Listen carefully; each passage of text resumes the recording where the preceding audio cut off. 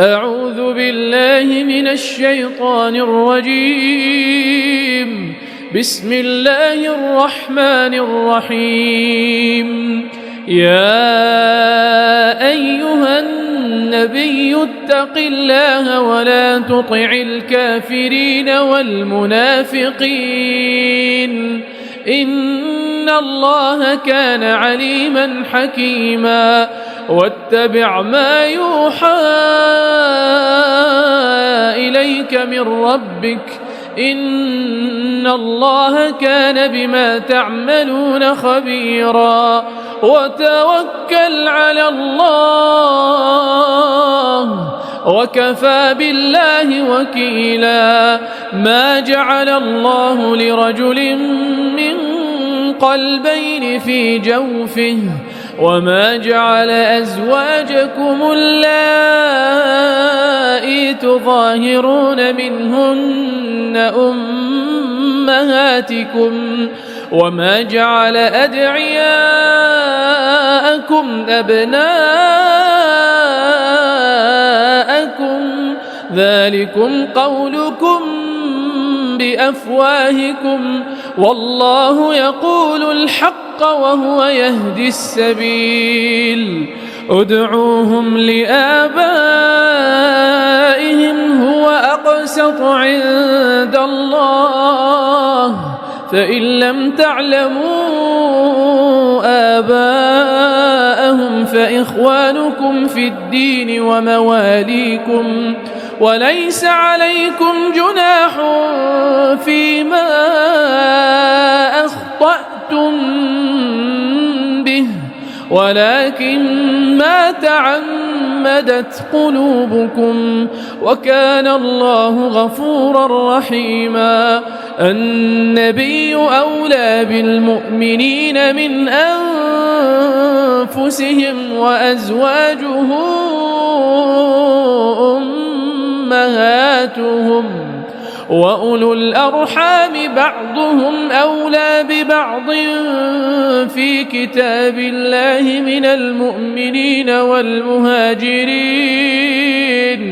المؤمنين والمهاجرين إلا أن تفعلوا إلى أوليائكم معروفا كان ذلك في الكتاب مسطورا. وإذ أخذنا من النبيين ميثاقهم ومنك ومن نوح وإبراهيم وموسى وعيسى ابن مريم وأخذنا منهم ميثاقا غليظا ليسأل الصادقين عن صدقهم وأعد للكافرين عذابا أليما. يا أيها الذين آمنوا اذكروا نعمة الله عليكم إذ جاءتكم جنود فأرسلنا عليهم ريحا وجنودا لم تروها وكان الله بما تعملون بصيرا. إذ جاءوكم من فوقكم ومن أسفل منكم وإذ زاغت الأبصار وبلغت القلوب الحناجر وتظنون بالله الظنونا. هنالك ابتلي المؤمنون وزلزلوا زلزالا شديدا. وإذ يقول المنافقون والذين في قلوبهم مرض ما وعدنا الله ورسوله إلا غرورا. وإذ قالت طائفة منهم يا أهل يثرب لا مقام لكم فارجعوا ويستأذن فريق منهم النبي يقولون إن بيوتنا عورة وما هي بعورة إن يريدون إلا فرارا ولو دخلت عليهم من أقطارها ثم سئلوا الفتنة لأتوها وما تلبثوا بها إلا يسيرا ولقد كانوا عاهدوا الله من قبل لا يولون الأدبار وكان عهد الله مسؤولا قل لن ينفعكم الفرار إن فررتم من الموت أو القتل وإذا لا تمتعون إلا قليلا قل من ذا الذي يعصمكم من الله إن أراد بكم سوءا أو أراد بكم رحمة ولا يجدون لهم من دون الله وليا ولا نصيرا قد يعلم الله المعوقين منكم والقائلين لإخوانهم هلم إلينا ولا يأتون البأس إلا قليلا أشحة عليكم فإذا جاء الخوف رأيتهم ينظرون إليك تدور أعينهم كالذي يغشى عليه من الموت فإذا ذهب الخوف سلقوكم بألسنة حداد أشحة على الخير أولئك لم يؤمنوا فأحبط الله أعمالهم وكان ذلك على الله يسيرا يحسبون الأحزاب لم يذهبوا وإن يأتي الأحزاب يودوا لو أنهم بادون في الأعراب يسألون عن أنبائكم ولو كان فيكم ما قاتلوا إلا قليلا لقد كان لكم في رسول الله أسوة حسنة لمن كان يرجو الله واليوم الآخر وذكر الله كثيرا ولما رأى المؤمنون الأحزاب قالوا هذا ما وعدنا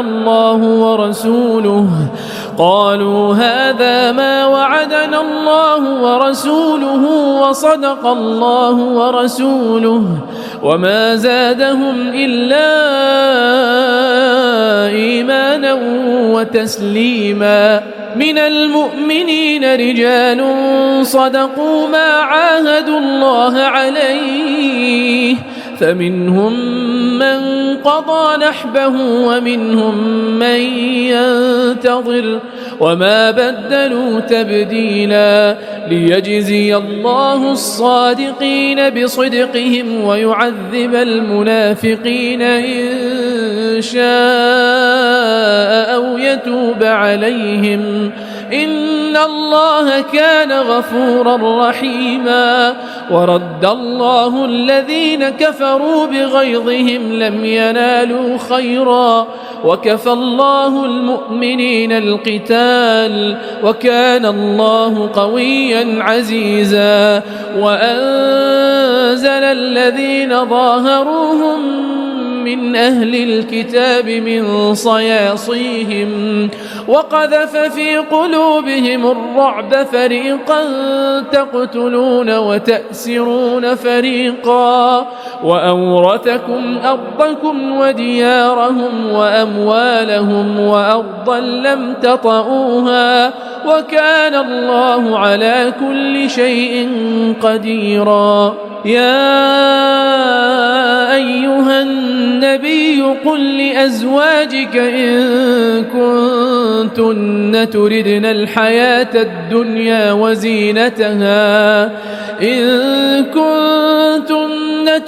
الحياة الدنيا وزينتها فتعالين فتعالين أمتعكن وأسرحكن سراحا جميلا وإن كنتن تردن الله ورسوله والدار الآخرة فإن الله أعد للمحسنات منكن أجرا عظيما. يا نساء النبي من يأت منكن بفاحشة مبينة يضاعف لها العذاب ضعفين وكان ذلك على الله يسيرا. ومن يقنت منكن لله ورسوله وتعمل صالحا نؤتها أجرها مرتين وأعتدنا لها رزقا كريما. يا نساء النبي لستن كأحد من النساء إن اتقيتن فلا تخضعن بالقول فيطمع الذي في قلبه مرض وقلن قولا معروفا وقرن في بيوتكن ولا تبرجن تبرج الجاهلية الأولى وأقمنا الصلاة وآتينا الزكاة وأطعنا الله ورسوله إنما يريد الله ليذهب عنكم الرجس أهل البيت ويطهركم تطهيرا. واذكرن ما يتلى في بيوتكن من آيات الله والحكمة إن الله كان لطيفا خبيرا. إن المسلمين والمسلمات والمؤمنين والمؤمنات والقانتين والقانتات والصادقين والصادقات والصابرين والصابرات والخاشعين والخاشعات والمتصدقين والمتصدقات والصائمين والصائمات والصائمات والحافظين فروجهم والحافظات والذاكرين الله كثيرا والذاكرات أعد الله لهم مغفرة وأجرا عظيما. وما كان لمؤمن ولا مؤمنة إذا قضى الله ورسوله أمرا أن يكون لهم الخيرة من أمرهم ومن يعص الله ورسوله فقد ضل ضلالا مبينا. وإذ تقول للذي أنعم الله عليه وأنعمت عليه أمسك عليك زوجك واتق الله وتخفي في نفسك ما الله مبديه وتخشى الناس والله أحق أن تخشاه. فلما قضى زيد منها وطرا زوجناكها لكي لا يكون على المؤمنين حرج في أزواج أدعيائهم إذا قضوا منهن وطرا وكان أمر الله مفعولا. ما كان على النبي من حرج فيما فرض الله له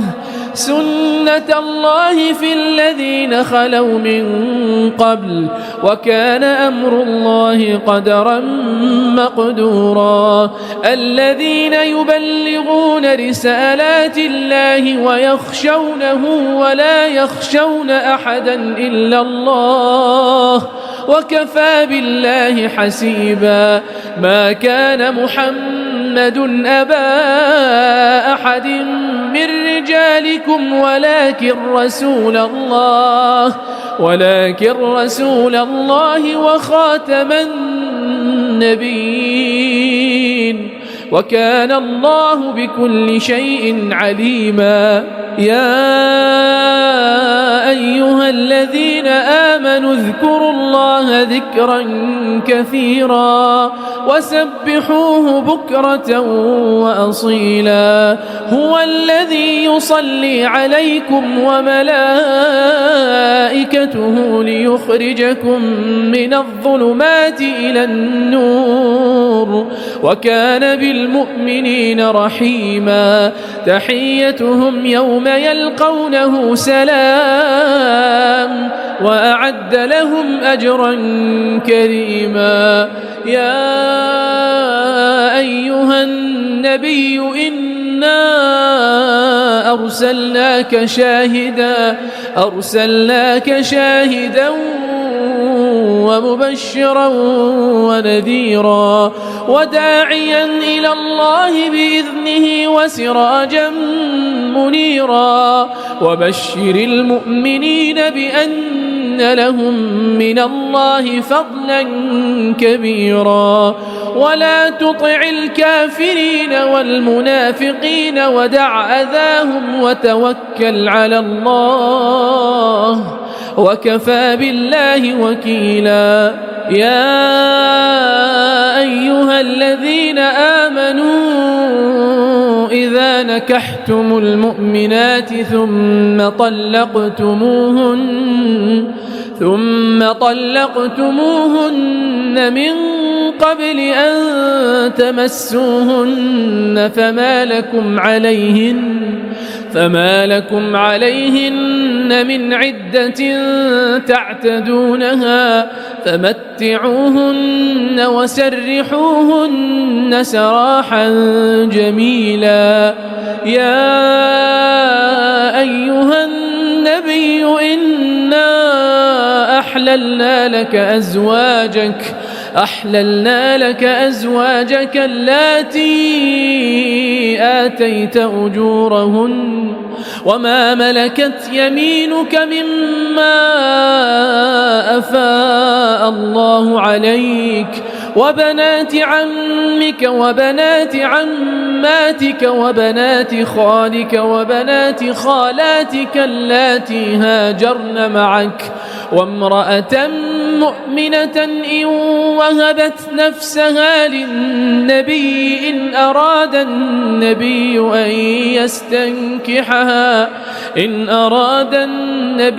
أن يستنكحها خالصة لك من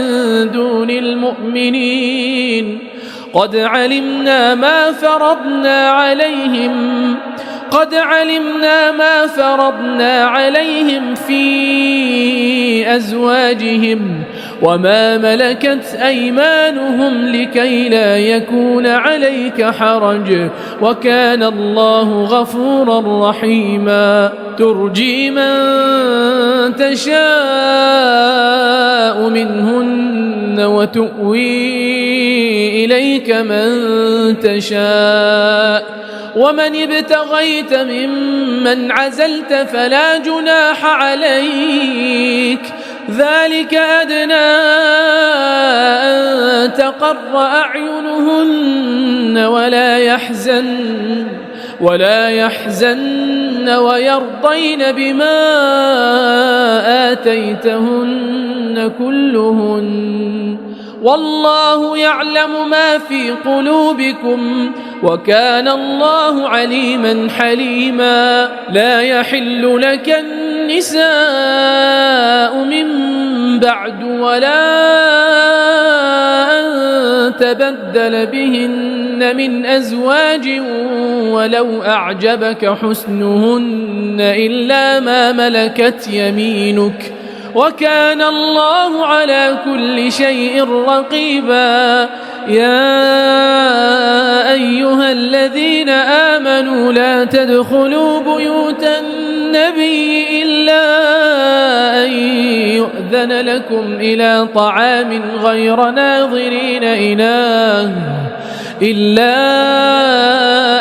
يؤذن لكم إلى طعام غير ناظرين إناه ولكن إذا دعيتم فادخلوا فإذا طعمتم فانتشروا ولا مستأنسين لحديث إن ذلكم كان يؤذي النبي فيستحيي منكم والله لا يستحيي من الحق وإذا سألتموهن متاعا فاسألوهن من وراء حجاب ذلكم أطهر لقلوبكم وقلوبهن وما كان لكم أن تؤذوا رسول الله ولا أن تنكحوا أزواجه من بعده أبدا إن ذلكم كان عند الله عظيما إن تبدوا شيئا أو تخفوه فإن الله كان بكل شيء عليما لا جناح عليهن في آبائهن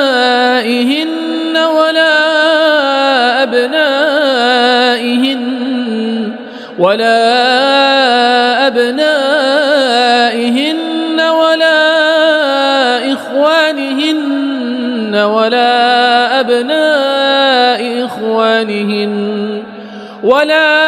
أبناء إخوانهن ولا أبناء أخواتهن ولا نسائهن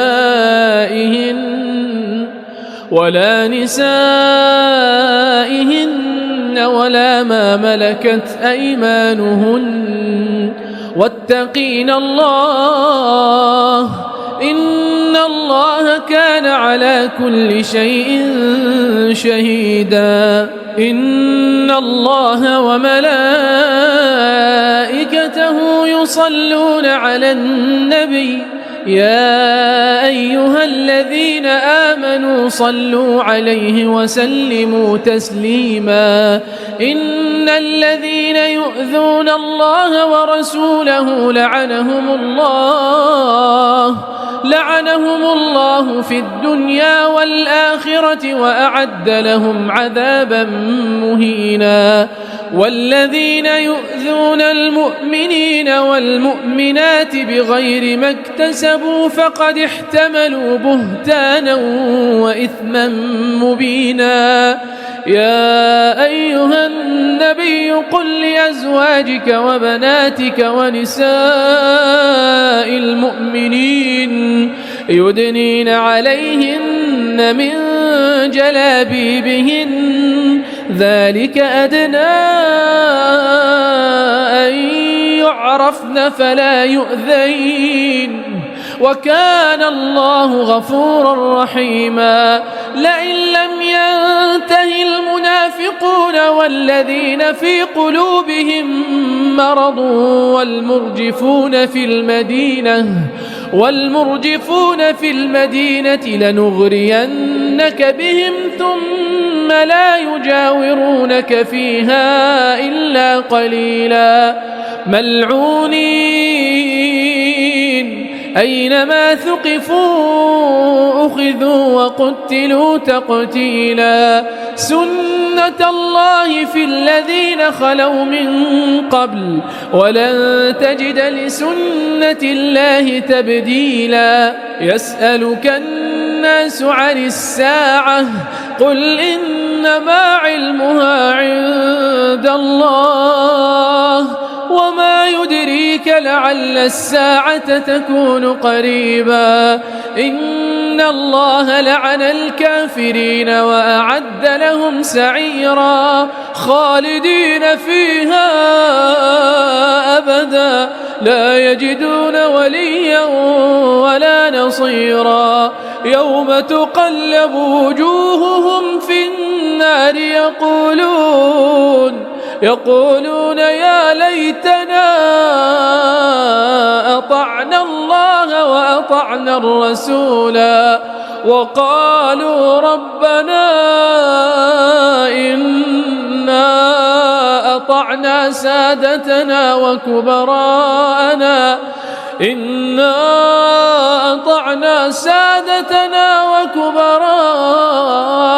فأضلونا السبيلا ربنا آتهم ضعفين من العذاب والعنهم لعنا كبيرا يا أيها الذين آمنوا لا تكونوا كالذين آذوا موسى فبرأه الله مما قالوا وكان عند الله وجيها يا أيها الذين آمنوا اتقوا الله وقولوا قولا سديدا يصلح لكم أعمالكم ويغفر لكم ذنوبكم ومن يطع الله ورسوله فقد فاز فوزا عظيما إنا عرضنا الأمانة على السماوات والأرض والجبال فأبين أن يحملنها وأشفقن منها وحملها الإنسان إنه كان ظلوما جهولا ليعذب الله المنافقين والمنافقات والمشركين والمشركات ويتوب الله على المؤمنين والمؤمنات وكان الله غفورا رحيما.